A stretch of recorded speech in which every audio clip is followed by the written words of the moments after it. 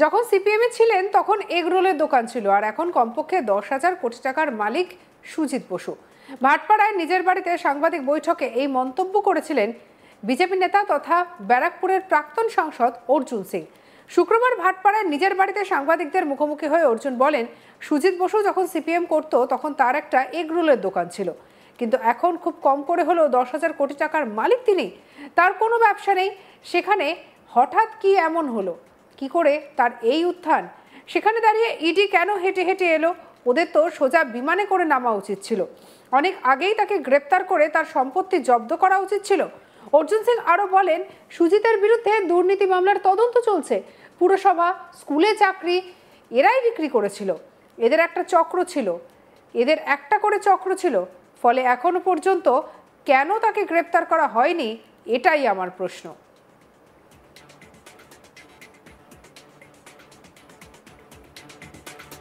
তিনি আরো বলেন যে সকলেই জানে সুজিত বসু একজন চোর, এখানেই শেষ নয়। তিনি আরো বলেছেন, সুজিত বসু 10,000 কোটি টাকার মালিক। ইডির উচিত ছিল ওকে আরো আগে গ্রেপ্তার করা। আমার মনে হয় ইডি হেঁটে হেঁটে আসছে। কেন্দ্রীয় এজেন্সির এমন অবস্থা থাকলে অনেকের বিশ্বাস উঠে যাবে এজেন্সির ওপর। দমকল মন্ত্রী সুজিত বসুর অফিসে ইডির অভিযান প্রসঙ্গে বিজেপি নেতা অর্জুন সিং এর সাফ জবাব, ইডি অনেক দেরি করে ফেলেছে। কি বলেছেন শুনবো। অনেক লেট করছে দুয়ারে ইডি পৌঁছাবার, তো মনে হচ্ছে রাস্তায় মনে হচ্ছে হেঁটে আসছে। সুজিত বোস বেসিক্যালি একটা রোলের দোকান করত। সিপিএম যখন করতো একটা রোলের দোকান ছিল, এগরোল যেটা যাকে বলা যায় না, সুভাষবাবুর সঙ্গে যখন ছিল এগরোলের দোকান ছিল। এখন সুজিত বোস খুব কম হলে 10,000 কোটি টাকা মালিক আছে।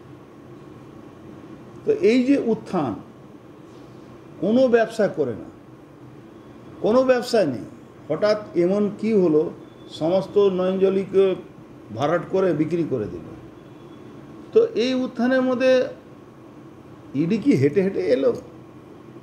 ইডিকে তো ওখানে ডাইরেক্ট প্লেন থেকে নামা উচিত ছিল। এর আগে ইডি এসছিল, তারপরেও কিছু হয়নি 24 সালে। এখন তো আবার আজকে ইডি এসছে, জানি না।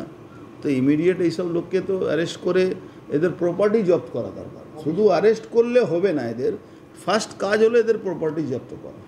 কেন এরা কোনো অঙ্কেতে দেখাতে পারবে না কি এদের রোজগারের রাস্তাটা কি।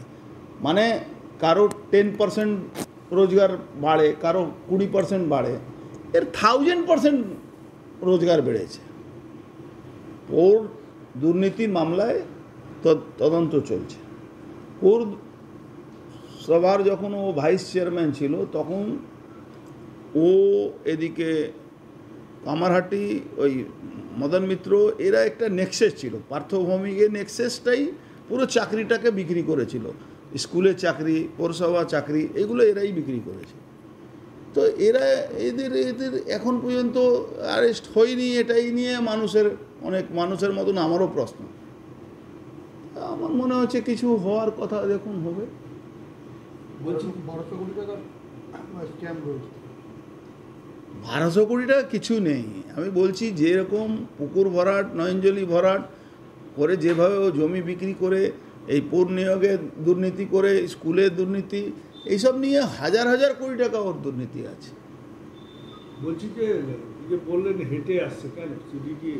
আমি জানি না, বন্ধ গাড়ি খারাপ হয়ে যেতে পারে। এটাও তো ইডির গাড়ি খারাপ হয়েছে, তাই জন্য ওখানে পৌঁছতে লেট হচ্ছে। কেন এদের তো না ধরাটাই মানে একটা মানুষের একটা ফেথ নষ্ট হয়ে যায়। আমি দেখেছি সেন্ট্রাল এজেন্সির উপরেও মানুষের একটা ফেথ নষ্ট। সবাই জানে সুজিত বোস চোর আছে। আপনি ওই এলাকার যে কোনো লোককে জিজ্ঞেস করবেন, একটা লোক এগরোল থেকে কি করে হাজার হাজার কোটি টাকা মালিক, একটা পরিবার সিমেন্ট বালি বিক্রি করে কি করে হাজার হাজার কোটি টাকা বিদেশে তাদের পয়সা জমা হচ্ছে। অভিষেক ব্যানার্জি, মমতা ব্যানার্জি ফ্যামিলি হাজার হাজার কোটি টাকা কী করে রোজগার করবে মাত্র সরকার আসার জন্যে। যে লোকটা সিমেন্ট বালু একটা দোকানের, আপনার পাড়ায় তো একটা গোলা আছে, আমাদের পাড়ায় গোলা আছে, তাদেরকে জিজ্ঞেস করুন তো তাদের কি রোজগার আছে। বেশিরভাগ সময় দেনাই থাকে। প্রসঙ্গত, শুক্রবার সকালে রাজ্যের দমকল মন্ত্রী সুজিত বসুর অফিস এবং রেস্তোরাঁয় হানা দেয় কেন্দ্রীয় তদন্তকারী সংস্থা ইডি। সূত্রের খবর, পুরো নিয়োগ দুর্নীতি সংক্রান্ত মামলায় এই অভিযান চালায় ইডি। তবে এ বিষয়ে সুজিত বসু বলেন, আপনারাও জানেন, আমিও জানি কেন ইডির এই হানা। ওদের কাজ ওরা করুক, এখানকার মানুষই আমার সার্টিফিকেট। কি বলেছিলেন সুজিত বসু, শুনবো। এখন এটা তো আমি বলতে পারবো না, তার কারণ হচ্ছে ওরা প্রত্যেকবারই এটা করে।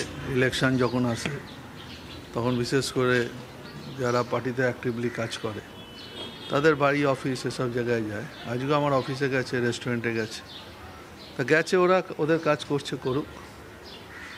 আর কি বলা যাবে ওদের? হ্যাঁ, নিতাইয়ের বাড়িতে গেছে। কেন, মানে আপনার অ্যাসোসিয়েটরাই বারবার এরকম ভাবে টার্গেট হচ্ছে কেন? সেটা ওরা বলতে পারবে, এই বলার উত্তর আমি কি করব। যেটা জানা যাচ্ছে যে সাউথ দমদম পৌরসভায় রিক্রুটমেন্টে যে অভিযোগ উঠেছে সেই নিয়ে, মানে রিক্রুটমেন্ট দুর্নীতি যে অভিযোগ উঠেছে সেই নিয়েই রেড। সে নিয়ে তো এর আগেও রেট হয়েছে, আমাদের বাড়িতেও তো এসছে, নিতাইয়ের বাড়িতেও গেছে, কিছু তো পাইনি ওরা। তারপরে আবার ইডি আসছে, এটা মনে হয়তো এটা টার্গেট করছে এই জায়গাটা, বিশেষ করে এই জায়গায় ওদের লোকজন কিছু নেই, আর রাজনৈতিকভাবে এটা আক্রমণ হচ্ছে। না, পুজোর আগে যেরকম মহালয়া, তেমনি ইলেকশনের আগে তার মানে কেন্দ্রীয় এজেন্সি তাহলে ফিক্স হয়ে গেল। আপনারা বুঝতে পারছেন, আমার থেকে আপনারা বেশি জানেন, আমিও জানি কেন এটা হচ্ছে, সেটা বুঝতে পারছি আমিও। ঠিক আছে, ওদের কাজ ওরা করুক, মানে দুর্নীতিটা, ওদের কাজ ওরা করুক, আমাদের কাজ আমরা করব। দুর্নীতিটা যখন হয়েছিল তখন অভিযোগ আপনি ভাইস চেয়ারম্যান ছিলেন। ছাড়ুন না, সে তো দুর্নীতি অনেক কিছু বলেছে, প্রমাণ থাকতে হবে তো। আমি আপনার নামে বলে দিলাম দুর্নীতি করেছে, আর এখানকার মানুষ জানে সব থেকে বেশি, আমার সার্টিফিকেট এখানকার মানুষ। যখন সিপিএমে ছিলেন তখন এগরোলের দোকান ছিল, আর এখন কমপক্ষে 10,000 কোটি টাকার মালিক সুজিত বসু।